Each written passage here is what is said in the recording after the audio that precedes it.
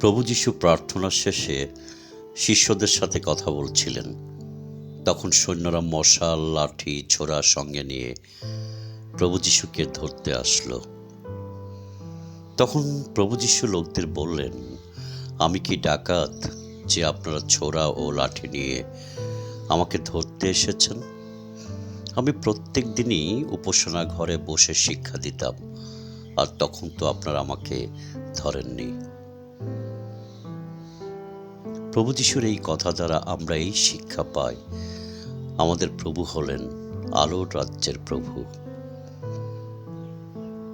আর প্রভুকে যারা ধরতে পাঠিয়েছিল তারা ছিল অন্ধকার রাজ্যের প্রভু। তারা আলোকে ভয় পায়, আর তাই তারা আলোময় প্রভুকে ধরতে অন্ধকারকেই বেছে নিয়েছিল। তারা চেয়েছিল আলোকে নিভিয়ে ফেলতে, কিন্তু তারা তা পারেনি। তারা ব্যর্থ হয়েছে।